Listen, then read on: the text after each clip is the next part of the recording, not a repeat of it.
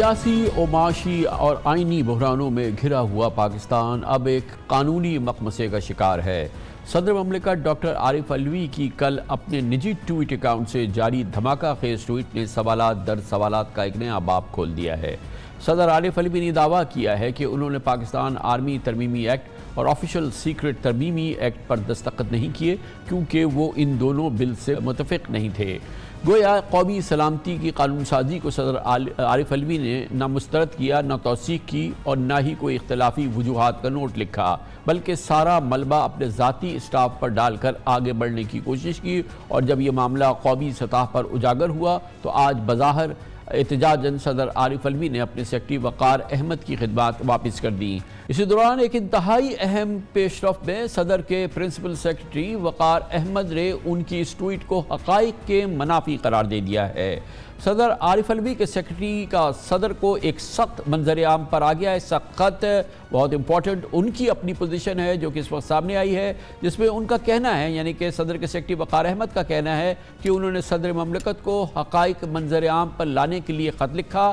وقار احمد نے بتایا کہ صدر نے دونوں بلز کی نہ توثیق کی، نہ واپس بھجوانے کا کوئی تحریری حکم دیا۔ ایوان صدر کے پرنسپل سیکرٹری کا یہ بھی کہنا ہے کہ دونوں بل آج تک سیکرٹری آفس کو موصول ہی نہیں ہوئے۔ بل آج بھی ان کے بقول صدر پاکستان کے دفتر میں موجود ہے۔ صدر کسی بھی تحقیقاتی ایجنسی سے اس معاملے کی تحقیقات کرا کے ذمہ داروں کا تعین کر لیں۔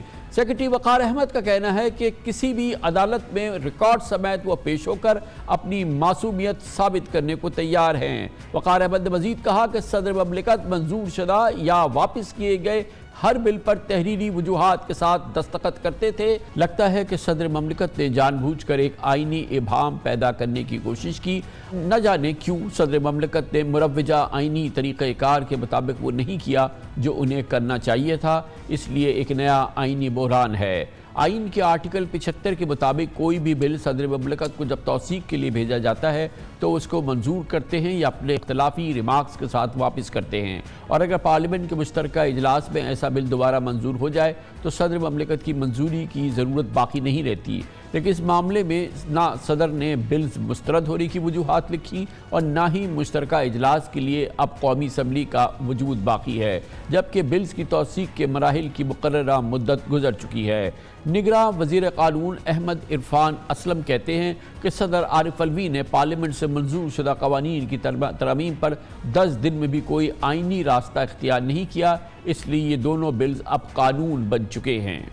قابل غور بات یہ ہے کہ صدر مملکت کو آرمی ایکٹ کا بل 2 اگست کو اور آفیشل سیکرٹ ایکٹ کا بل 8 اگست کو توثیق کے لیے بھیجا گیا تھا، تاہم انہوں نے ایک بل پر 18 دن اور دوسرے بل پر 12 دن خاموشی اختیار کی، یعنی اعتراض کی 10 روزہ مدت گزر جانے اور میڈیا پر 2 دن تک ان دونوں بلز کی منظوری کی خبروں اور تبصروں کے بعد صدر علوی نے اختلافی ٹویٹ کی۔ اتفاق کی بات ہے کہ پچھلے ہفتے صدر عارف علوی نے 13 مختلف بل بغیر توثیق کے وزیر اعظم ہاؤس واپس کیے تھے اور تمام بلز پر اپنے اعتراضات کو تحریری وجوہات میں تحریر کیا تھا، مگر آرمی ایکٹ اور آفیشل سیکرٹ ایکٹ سے متعلق صدر مملکت نے اس مروجہ طریقہ کار کو اختیار نہیں کیا اور دونوں قوانین کا نوٹیفیکیشن جاری ہونے کے بعد اپنے ذاتی اکاؤنٹ سے ٹویٹ کی۔ کہا جاتا ہے کہ پی ٹی آئی قیادت کے خلاف سائفر کیس اور گرفتاریوں کے نئے سلسلے کے بعد ان دونوں بلز پر شکوک و شبہات پھیلانے کی کوشش کی گئی۔ بہرحال قوانین مؤثر ہو گئے ہیں اور عمل درآمد بھی شروع ہو گیا ہے، لیکن پی ٹی آئی کے سینیٹر اور سابق وزیر قانون سینیٹر علی ظفر کی رائے ہے کہ صدر مملکت کے دستخط کے بغیر یہ بلز قانون نہیں بلکہ محض کاغذ کے ٹکڑے ہیں۔ سابق وزیر قانون اعظم نذیر تارڑ نے اس معاملے پر اپنے پیش رو علی ظفر سے مختلف رائے دی۔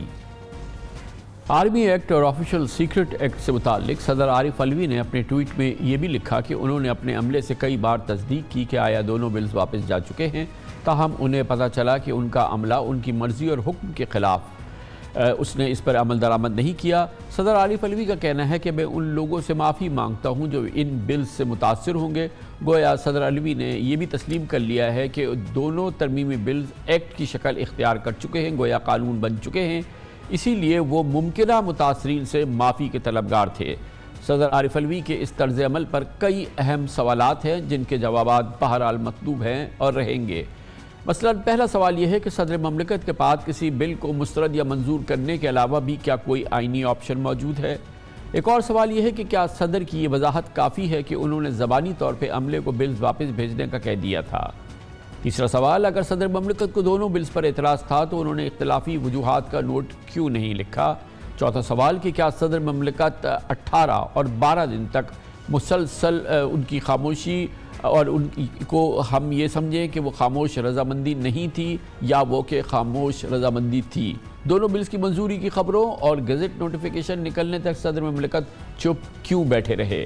کیا صدر مملکت نے جان بوجھ کر تاخیر کی اور قومی اسمبلی کی تحلیل ہونے کا انتظار کرتے رہے؟ کیا صدر مملکت کی خدا سے معافی مانگنا کافی ہے کیونکہ قانونی راستہ نہیں اختیار کرنا چاہیے؟ ایک اور سوال یہ ہے کہ صدر مملکت نے کسی کو قصوروار کیوں نہیں ٹھہرایا اور جعلسازی کا مقدمہ کیوں درج نہیں کرایا؟ صدر عارف علوی کا ایوان صدر کے عملے پر عدم اعتماد کافی ہے یا وہ خود بھی اس کی ذمہ داری قبول کریں؟